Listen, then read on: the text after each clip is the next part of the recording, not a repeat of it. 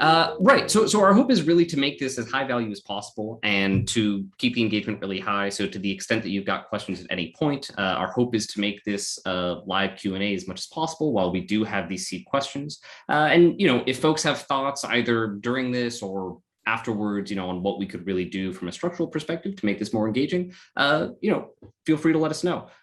Myself, I'm Slater Victoroff. I'm the CTO over here at Indico Data Solutions. And Chris, do you want to take it away?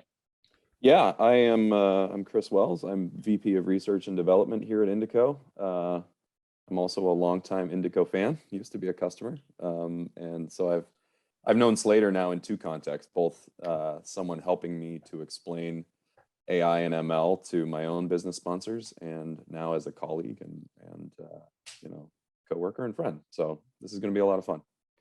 Yeah, and Chris, I don't know if you wanted to just give a couple of minutes on kind of what you're excited about here and sort of the opportunity, kind of the different views that we're hoping to bring to this. Yeah, I'm excited about two things, and they both point in one direction. So I'm excited about having an opportunity again to help folks in the business world to better understand how they can think about what are still emerging technologies, especially in large enterprises. And I've made a bit of a career out of doing that. So, getting to apply the same tricks again that I feel like I'm good at is a lot of fun. And then on the technical side of the house, I know we've got some practitioners in the room, and I hope as we do more of these, we'll have more practitioners in the room. I really want to help those folks to understand how they can unlock like better business partnerships and speak the right language and ask themselves the right questions before the business folks ask them, or in a lot of cases, the business folks aren't asking the right questions. And so helping to advance those conversations is something I'm passionate about. Excellent. And then just to share with folks, the very rough format that we're following is I mentioned we've got our 5 key seed questions. And for each one of those, we're going to talk, Chris Wells and I back and forth, high level on each of these. And the hope is for the conversation to be very practical, but at the same time, these are not topics where there's necessarily a right or a wrong answer. So really just to provide as much context as possible. And as we're going through, if we're saying anything that is interesting, anything that sparks some additional questions, please just drop it in the chat. And we'll kind of address them as we go through the questions. So without further ado, let's jump on to the first one. Great. So, and obviously it's a big one. I think all of the questions here are going to be pretty substantial is the hope. How should I evaluate the performance of an AI system? Chris, do you want to start? Yeah. I hate to do this. It's such an easy one, right? Yeah.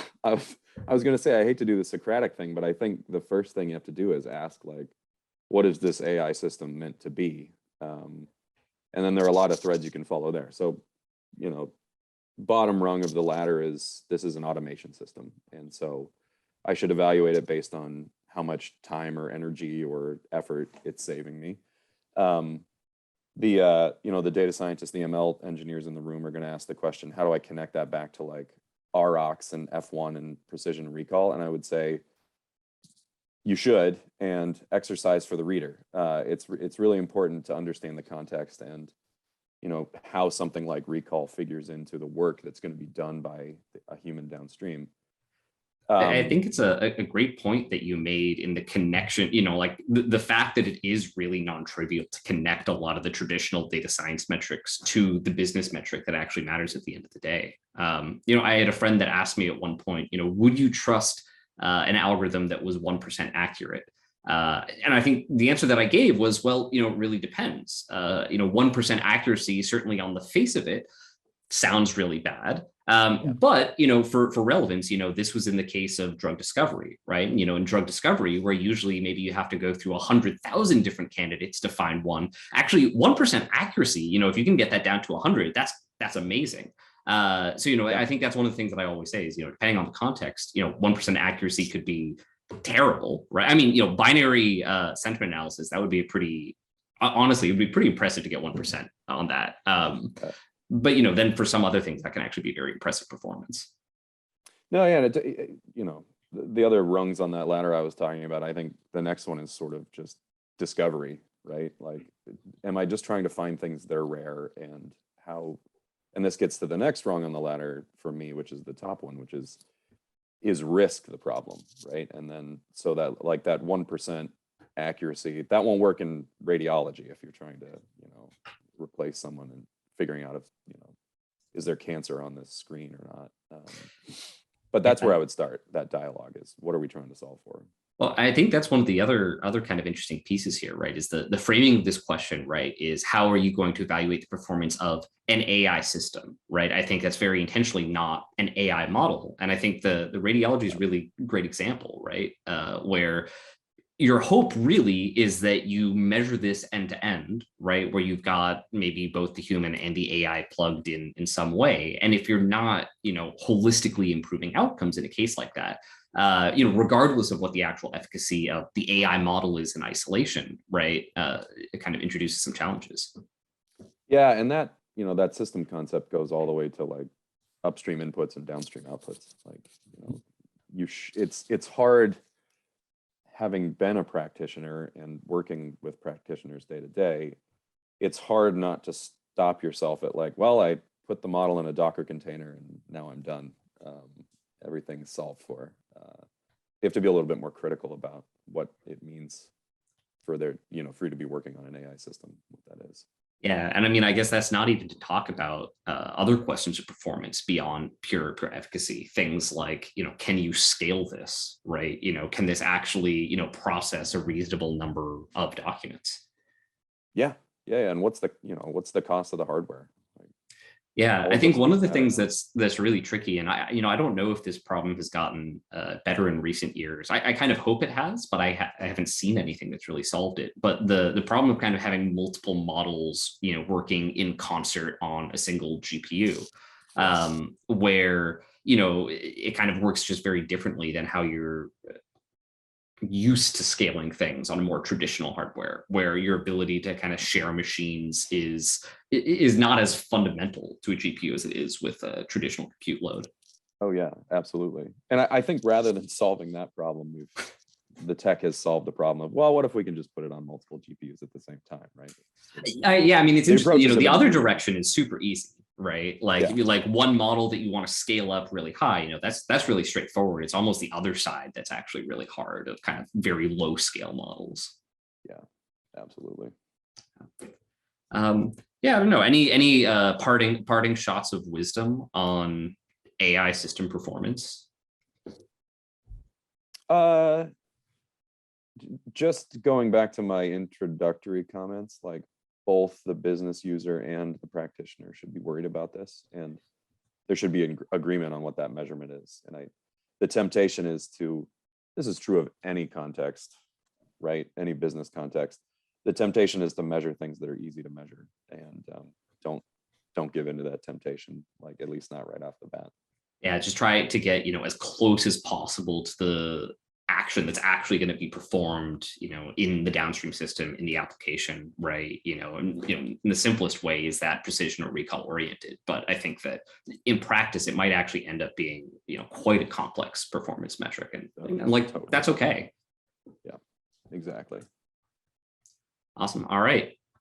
Next question. And, if folks have, again, questions, don't hesitate to drop anything into chat. We'll kind of address those as we go. I'm watching the chat here. So. Okay, excellent. Perfect. You're on it. I would love to set you up for this one. Okay. All right. Go for it. No, I don't mind at all. How can we understand the why for a machine learning model decision? Yeah. I mean, I think that's the $1 million question, right? I think this definitely gets at these notions of explainability, but I appreciate this framing because I think it's a little bit more intentional than saying, how do we know if a machine learning model is explainable or not? And I think to that earlier point of understanding how you kind of measure performance, I think this framing is really good from that perspective, right? Because this is really, from my view, what you care about in a lot of cases from an explainability context is you've got a specific decision that was made in production, and you've got to deliver some justification for that. And my really big view here, right, is that justification is not feature activations, right? But that justification actually must very specifically take a format of kind of an action that somebody took, right? So to me, when you're talking about why a machine learning model made a decision, that really boils down to how you answer these questions, how you kind of deliver this understanding. And to me, that has to be connected to some action that someone's then going to take on the model. So I think the easiest one is tying it back to training data. I'm making this decision because it looks like this training data earlier, and that ties to a very easy, I'll label more data, I'll change this label, something like that. So I think that's very good. I think there's others. Obviously I'm coming at it from a pretty unstructured perspective, but that's my 2 cents. I don't know. What do you think, Chris? I think one of the difficulties about this is we don't start trying to understand decisions until we see one that we think is wrong. And I think this is a unique pathology of the ML space, in the sense that, in finance or the hard sciences, even economics, you often first like try to really understand how did we get the right answers on the ones that we know, as terra firma, so that you can step into the deep waters of like, okay, this was wrong. It happens to look like some training examples, but still it's wrong. Like, what actually happened in the model? So that's my first thought, is like, don't start trying to understand your model outputs at the point where one of them's wrong. Like, start with the ones that are right and see what insights you can gain. The other thing I would say, and as I was pondering this question a few minutes before we started, I realized that one of the things that I miss in the ML space from just the pure software space is, a lot of times if you're trying to figure out why there's a bug in your code, you just run the unit test suite, right? And it's like, I want to get every one of these little guys right. And if I get these little guys right, then I feel good about the rest of it. And I don't know that framework, or the analogy of that framework, exists in a lot of cases, in the ML AI space, in that these systems are complicated, and you're never going to run every test case through, but you should run the test cases through, and you should parameterize them in a way that you can say, like, okay, if I tweak this one thing, like if I add salt and pepper noise to my image, right? Like, how much can I add before I stop guessing Chihuahua and I start guessing like chicken wing, or whatever your model is. So I think that's a miss too. I'm not answering the question really, but well actually I do think that's a really important point though, right? I think that there's a good reason to start on sort of the data side of this. I think that the programming analogy is a really good one. But I think the big gap is that while we've got tools for investigating the code, right? I don't think that, if you are calculating your gradients incorrectly, right? Or, like you've built your gate wrong, right? Like we can debug that, we can fix that problem. You're just going to get a degenerate model because that's an error in code. But I think, just as much as that is a part of the process, the data is a part of the process. And, to your point, we really don't have what I would consider basic debugging tools like unit tests for data. I think a lot about Tesla, and they actually did sort of in a really direct way. They kind of thought about explainability and the why of making decisions. They literally did have dozens or maybe even hundreds of these unit tests that were, can you learn this specific classification task? Can you find this particular class and things along those lines? Yeah, one of the things that makes it tough, and that, I'm not saying anything deep here, but the fact that in most tests, even if you're like building an Excel spreadsheet and you're like, these are the control cells, I need to get these right no matter what I do to the calculation. In ML, you're really trying to learn a distribution of things, and whether a test is passing or not statistically that's a tough one, right? And I think that's part of the reason these tools are not very mature where they exist. Yeah, I think it's very tough, maybe also a little bit to the first question about designing these metrics for AI systems, is that, if you approach it at first with this idea that I'm going to figure out how closely this aligns with what humans do, and then you find out at some point later, well, the humans actually weren't doing something perfect, you're kind of up a creek because you've approached it in a really tricky way. And if you instead just take the point of view that, I've got to build decision transparency in, right? And a human's going to be part of that process, and AI is going to be part of that process. But actually, I really need transparency and consistency in both of those cases. I think that sets you up for something kind of fundamentally better from a process perspective. Oh, yeah. And I don't know, management accountability with people is not always where it needs to be either, right? So like trying to take things that we don't have a lot of experience with in a lot of cases. I can't tell you the number of folks I've worked with on AI projects where I've asked like, how accurate is the process now? And they're like, well, we don't measure it, but we're sure it's 100%. Well, I'm sure it's not then. Yeah. Well, I mean, I think that is one of the really, really tricky things, right? And then it's kind of the who watches the watchers kind of situation where I think that the more we think about building, again, these holistic these holistic systems that are making decisions in a collaborative way, then this question of, why is the machine learning model making a decision?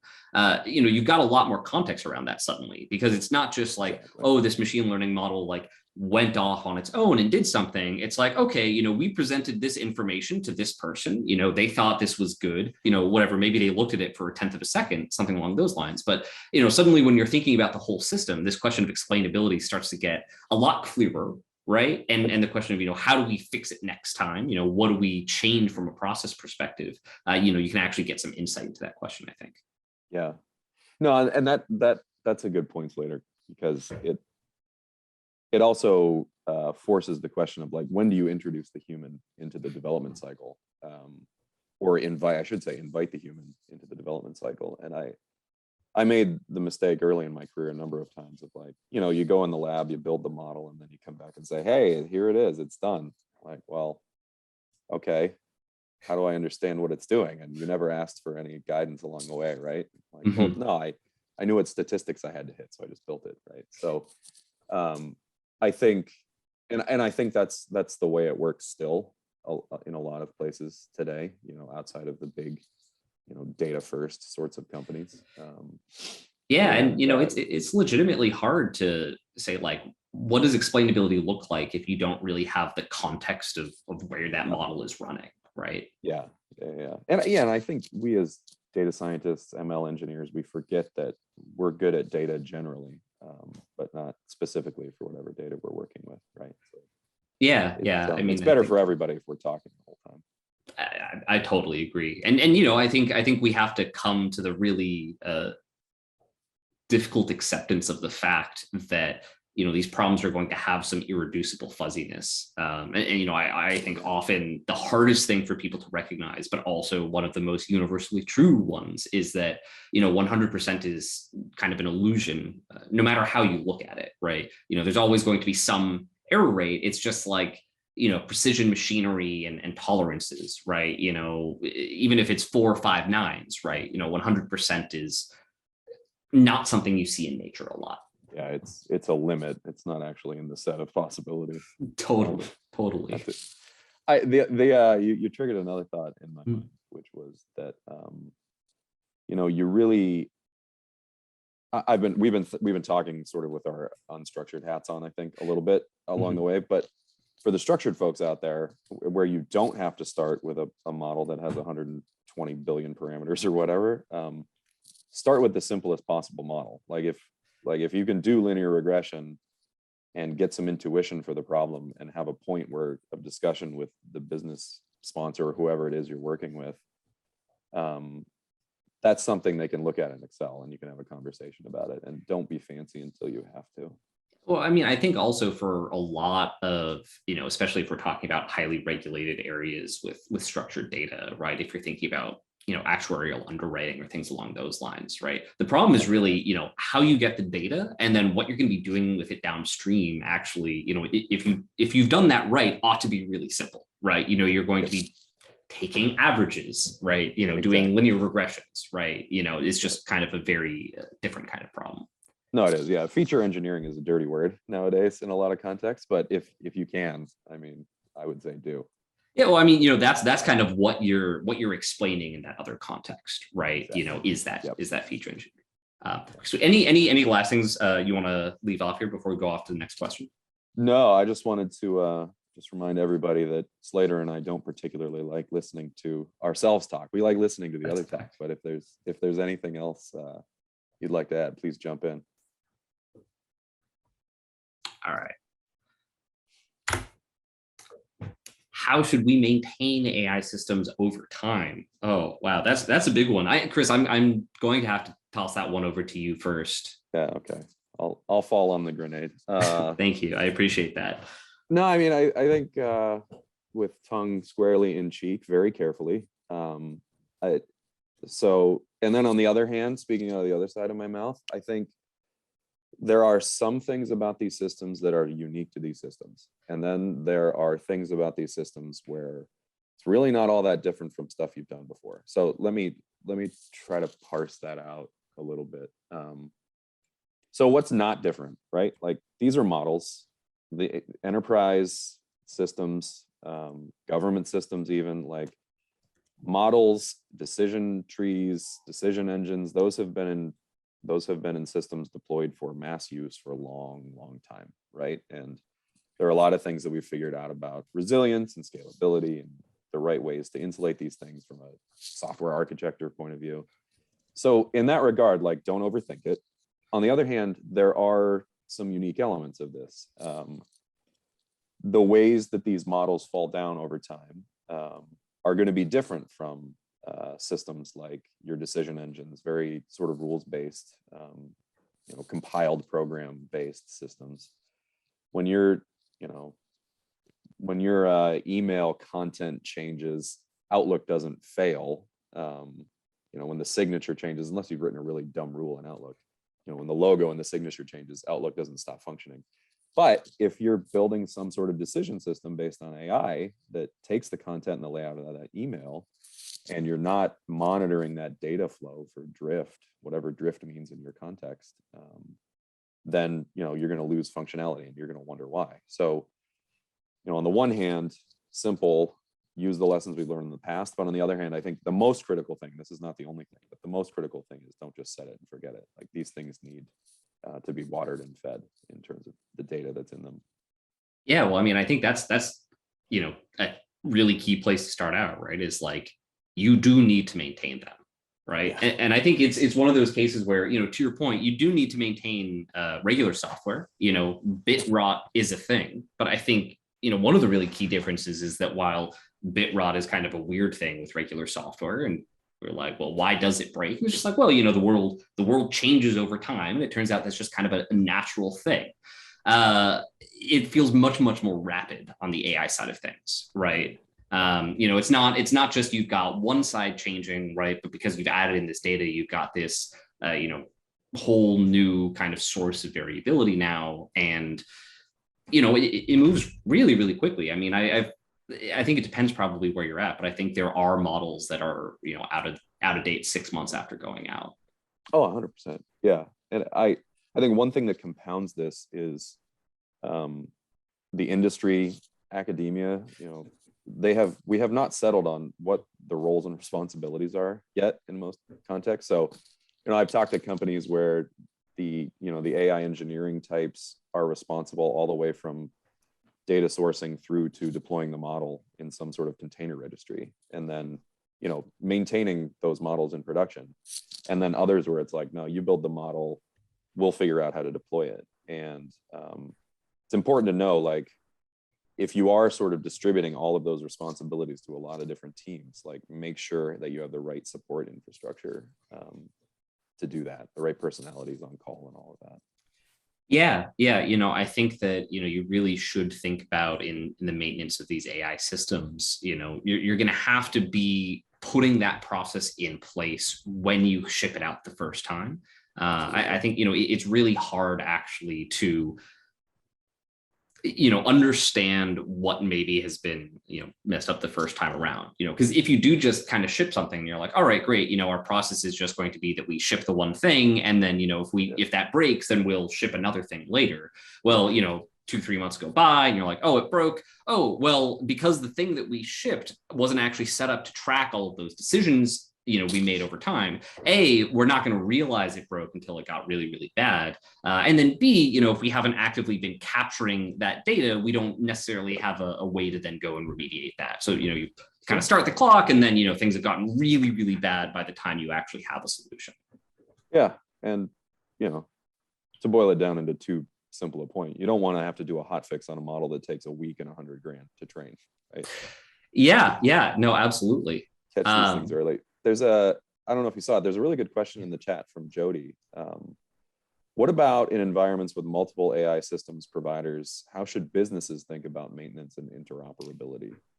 Yeah, I mean, I think that one of the really key things here, and I mean, I don't. This is slightly self-defeating on my part, but frankly, you gotta hold vendors accountable, because I think this is definitely a place where it can be really tough with the way that vendors are traditionally offering a lot of the AI systems. It may be they've got a contract solution and they're shipping you the contract solution, and you're going to get updates on their schedule, right? And, if that is a company that's really, really diligent about it, is shipping things every month and is responding, then great, that can be functional. But, then on the flip side, there are a lot of folks out there where, it's very cumbersome for them to make these updates. So I think that is one really, really key point, is that that's something that you've really got to figure out in the vendor selection process, and just kind of hold their feet to the fire on that, because if they decided to, I guess, opt into that delivery mode, right, then that's sort of a price of doing business from their perspective. Yeah. Having kicked the tires on lots of AI ML stack vendors, it's important to, in the support, hold their feet to the fire, and then also in that tire kicking, like figure out where their edges are. Like, if you buy a platform like all of these are great platforms, by the way, but you buy Databricks, you buy Dataiku, whichever one, like they have edges, and they have things that they do well and they don't. So get down to like, what are the core competencies and where are their gaps? And maybe those gaps are solved on the roadmap and you can live with them, but if they're not, don't be afraid to have multiple tools if you have the budget for it, because they each do different things well. And to the question about interoperability, it's a really good one. Like if you buy the wrong platform, you're committed to, maybe the data formats, right, aren't compatible easily with going to another platform. So model retraining could be very, very difficult and costly. So it's important to think carefully about that too. I think something that I'd think of there, and it maybe expands the scale out a little bit to data infrastructure broadly in the enterprise. But I think that it's very, very difficult, especially once you get to a certain size, to have true global coherence, right? So I think, for instance, it's really, really hard to get all of the data in all of the organization into one consistent data lake, right? I'm not going to say it's impossible, but I think that in practice it's really, really tough. And it is easier to set up kind of consistent centers of excellence almost, right? So say like, hey, Databricks, this is really, really awesome for everything we're going to be doing in say the like actuarial world for underwriting and statistics work, right? Anything that kind of looks like X, Databricks is going to be the core system for that. But that doesn't necessarily mean that every AI project across the organization needs to go through Databricks. And I think that's the really careful piece is, that's how you get the utility out of these platforms without kind of turning them into shackles, because I think there's a lot of really, really good tools out there, but it's still, it's a large enough surface area. Software is a good example, right? You don't go to one company to solve all of your software problems, and companies work totally reasonably. If one business unit is using Java and one is using Python, that can be okay, right? If you kind of account for it in other ways. Yeah, and again, it comes back to role. Like someone has to be in a role where they know that this BU uses Java, this one's Python, and you've got the right enterprise architecture in place to handle both without, building the silos even taller. Yeah, it is definitely a little bit of a struggle. It goes both ways. But if you're going to build more of that internal infrastructure, you can support a wider array of external tools. Yep, 100%.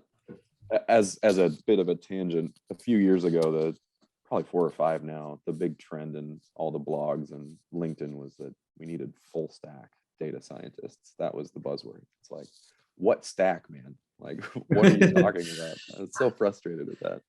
Yeah. I think that there is a general trend towards, more multidisciplinary work, but yeah, I think that is the thing. There's many stacks, and I think that, both, kind of the data pipeline stack and, pure like AI TensorFlow type stacks, both very, very useful. Yeah, totally. All right, I'm gonna pop on to the next one here. If I can figure out how to do that. Okay, excellent. So, okay, very, very related to that. Who should the critical stakeholders of an AI project be? And Chris, I'm sorry, but I do think this is another one for you to start out on. No, I'll take it. Right. Yeah, I mean, again, going back to some of the previous answers, I think it's important to figure out what is the system trying to do in terms of like just a two-dimensional way of thinking about it. Like, what am I going to gain for this, and what are the risks going to be? And the personalities that can help you, the personalities and the roles that can help you think through that. Both of those dimensions come from lots of different parts of the organization, right? So thinking top down, most of us in the world, I think, are doing AI for some sort of for-profit reasons. Not everybody, but lots of us. And so and actually this abstracts beyond that, but who is it that has the problem, and how did they talk about the problem, right? Not something that's been boiled down into all the way down into requirements that are on Jira tickets, but like who sort of owns the story for what you're trying to do.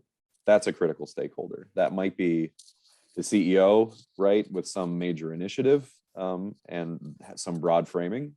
It might just be, a business process owner that sees and feels the pain every day. Obviously, your AI leadership, whatever that means, right? So at some companies, you might have, you might have some fancy title for your lead data scientist, right? You may even have chief in the title, but that person needs to be in the room. And that person, if you've hired them right, or you've got the right person in the role, they're able to understand that other stakeholder who's telling the story and connect that to what the solutions might be, right? So that they can take it back to the team and frame it to the team in the right way. You got to have IT in the room, whatever that means for your org. One of my first roles, sort of leading one of those data science teams, was it was outside of the tech organization. It actually sat sort of under the strategy organization of the company I was with. And so IT was constantly asking me questions that they were skirting around it, but it was basically, are you building shadow IT, and should I be worried? And are we going to have data safety issues and stuff like that? And so whether you're part of that org or not, as an AI leader, like, you want to be talking to them, you want to be friendly with them. Wouldn't hurt to buy them a few beers now and again, just to make sure they're on your side. And then back to some of the stuff we were saying earlier, I think it's also important. So we talked about high level, we talked about some of the, understanding the risks, maybe on the IT side, especially, and having the AI leadership in the room. It's also important to figure out who the people are, back to that earlier conversation, who can best judge if the system is doing a good job. And getting that feedback as early as possible, and along the way, as you add complexity in the build and you're doing experiments, really important. And those people are probably not the business process owner.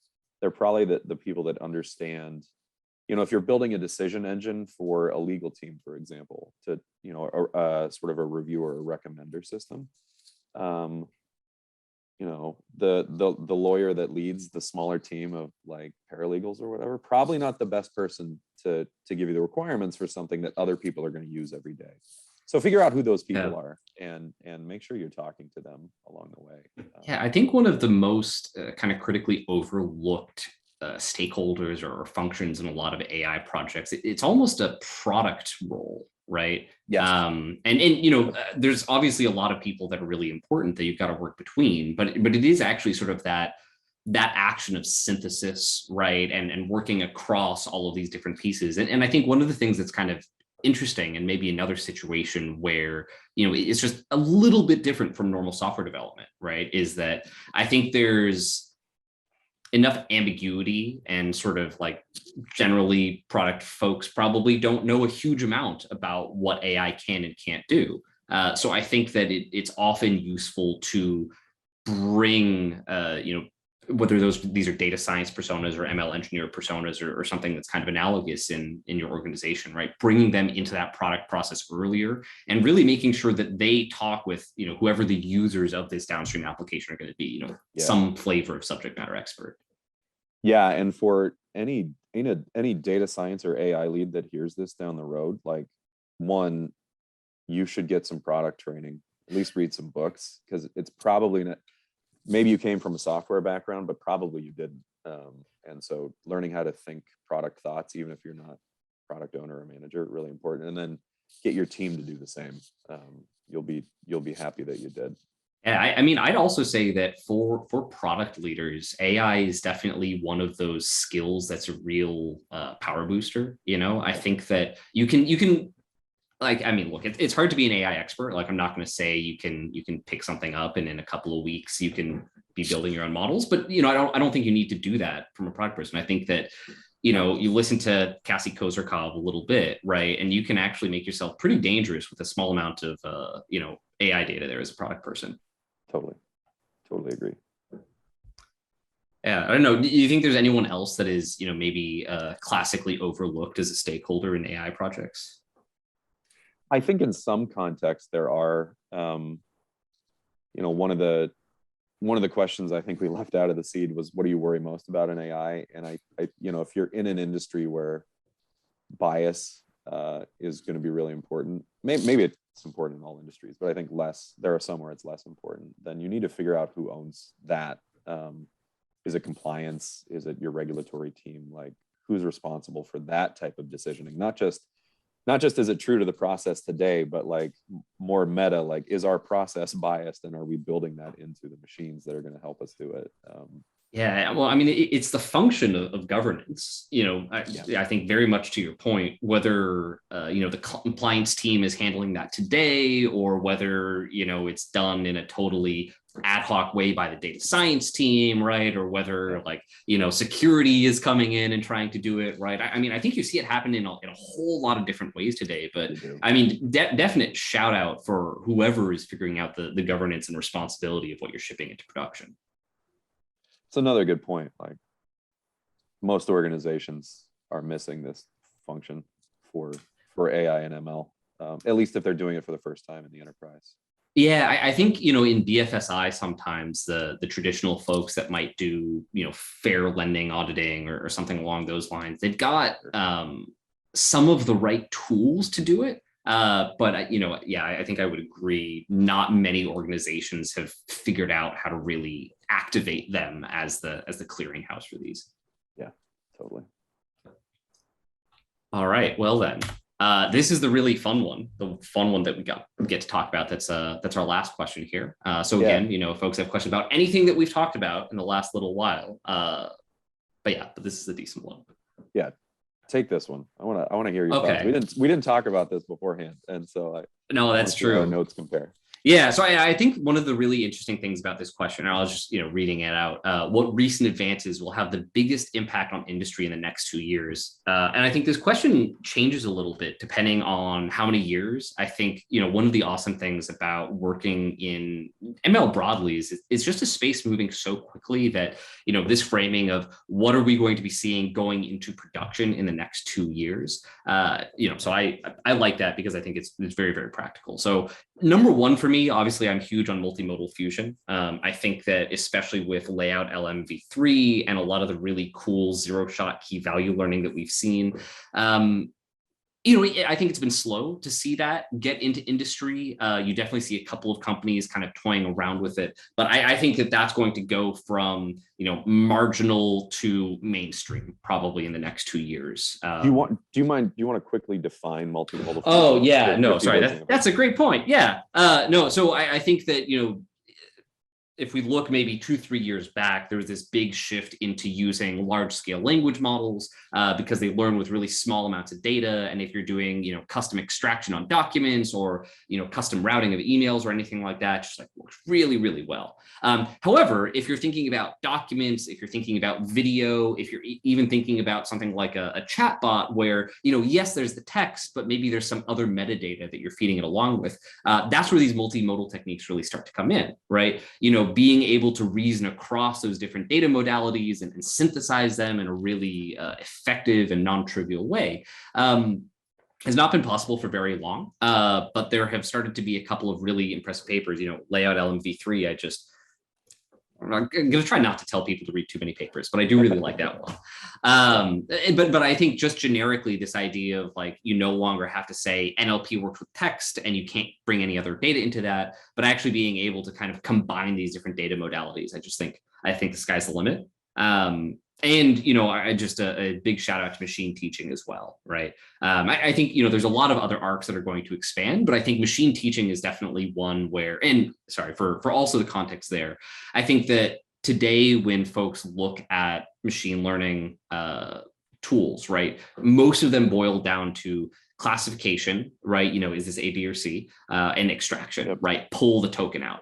And it turns out that while you can do a lot with those two, it's very different from how people define problems for each other, right? And I think that you see some examples of this with stuff like weak supervision. If you happen to have some keywords that work pretty well, maybe you've got a good option. Or, Indico's recent release of partial labels where, you're not exhaustively going through every example and you're just like, hey, you got this page wrong, so I'm just going to correct that.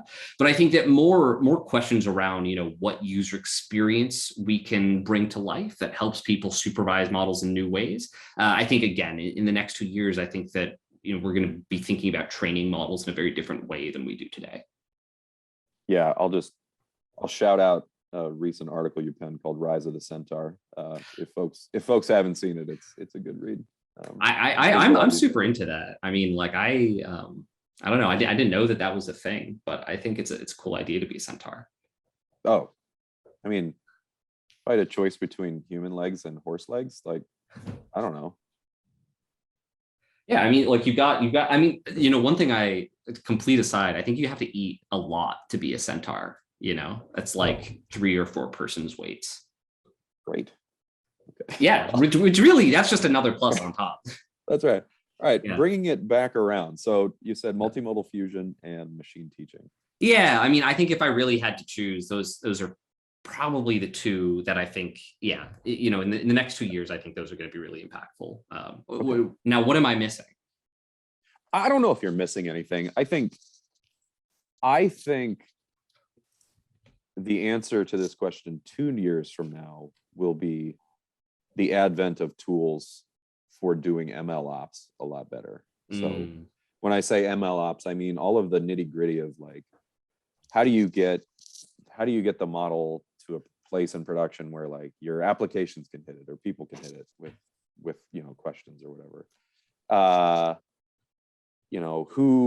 Who tracks errors, like what's logged, like how are versions maintained, all of that stuff. So I think a couple of years from now, we're going to be talking about ML ops tools as the answer to this question. I think the thing that's going to get us there and is sort of a recent thing that we've seen is these platforms for data science teams to work on collaboratively.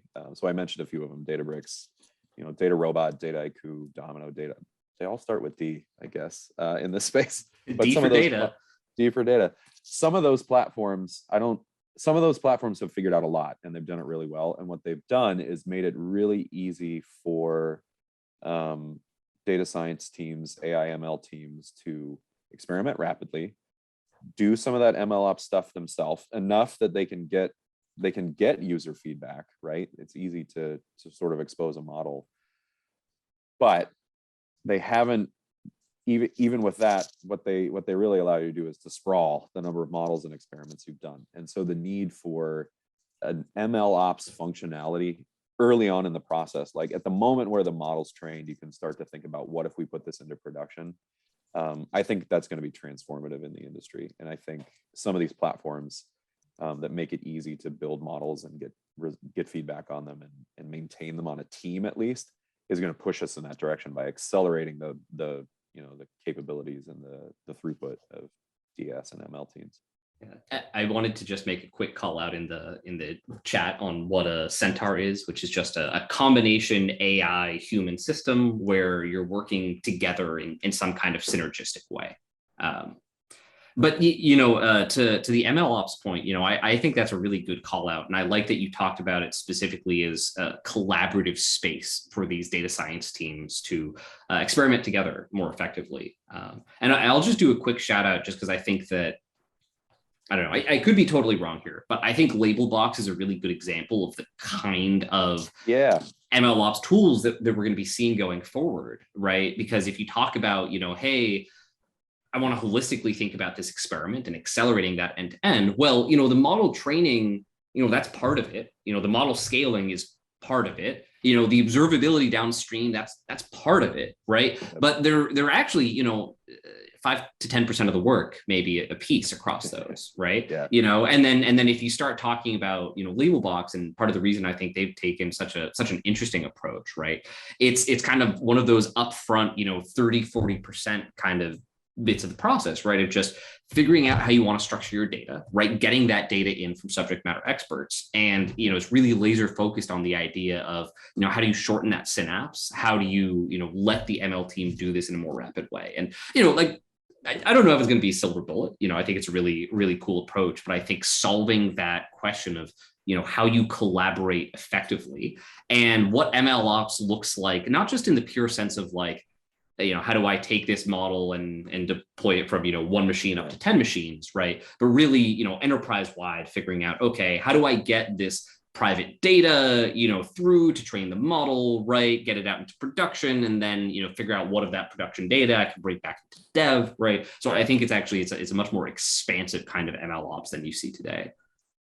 Oh yeah, I completely agree. I think it's going to expose some assumptions in ML pipelines that have been deployed. Like, we assumed that we would just, have online learning, right? And the new data would get fed back in immediately. Whereas like in the enterprise, if you're going to change your sprint cycles from 2 weeks down to daily, like you would have a 6-month, steering committee discussion about doing that. And I think a lot of ML pipelines have been deployed without that kind of thinking, because it's hard to change those assumptions once you've deployed it, because the ops tools aren't there to do it. And so there's going to be a lot of opportunity for improving what's out there as these capabilities. Yeah, and I think you've already started to see a lot of these companies pop up. Folks like Arthur AI, and folks that are focused on like a very specific part of this. Monitar is another good example. They're handling observability, right, monitoring, assurance, right, different flavors on this. And I think that over the next 2 years, I think a lot of that is going to shake out. I think people are going to kind of figure out, okay,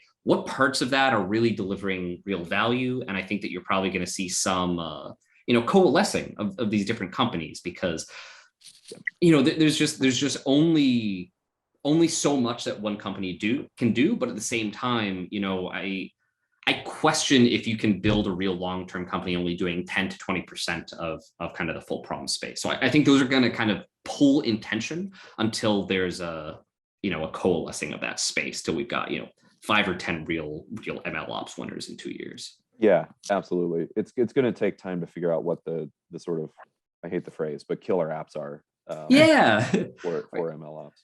Killer apps or killer platforms. I don't know if you think that's a little bit better. It goes down a little easier. Yeah, I do think that is right. And again, I'm at least encouraged by the fact that AI has gotten big enough, and enough of this is going out into production that people seem to be tracking that as a big problem. Yeah, agreed. We're at the point where the big Fortune 50, some of them you would think of as like legacy enterprise companies, are, I don't mean not legacy in a way to denigrate them, but you don't think of them necessarily as tech innovators. They're starting to get AI and ML into production. And if they're doing it, then there's this wave coming of, the same way that writing console applications, turn of the last century was the big wave. We're going to see that with AI and ML, and there's going to be a sort of skills and tools gap, and so that it's coming. Yeah, maybe one kind of analogy, and then we'll sort of break to the last piece here is I think about Python almost, and maybe interpreted languages really broadly, and what that transition looked like when those finally started to get adopted in the enterprise. And I think that you saw this very explicit transition. I think Microsoft, frankly, did a lot of it, where they're just like, okay, the enterprise wants to use it, all the developers want to use it, so there's going to be kind of this cycle of someone's going to kind of put a flag in the ground and say, we're going to develop the kind of tools that make this responsible in the enterprise. And then they went and did that, and I think no one has really put that flag in the ground right now from an AI perspective, which is kind of interesting, honestly. Yeah, I completely agree. Excellent. Well, look, just want to thank everyone so much for coming out here. If folks have questions, again, feel very free to drop them. We just want to say thank you. We'll try to do these once a quarter, hopefully plan a little bit further ahead for the next one so we can get some more folks. But if you've got any feedback, please don't hesitate. Yeah, hope to see y'all again next time. Chris, do you have anything else? No, I'll echo all those sentiments. Thanks for coming, and don't be strangers on LinkedIn. We'll for the next one, we'll create a space where we'll have a conversation and people can share questions easily ahead of time. Great. Well, thank you so much, everyone. Thanks for coming to the first AI Reply.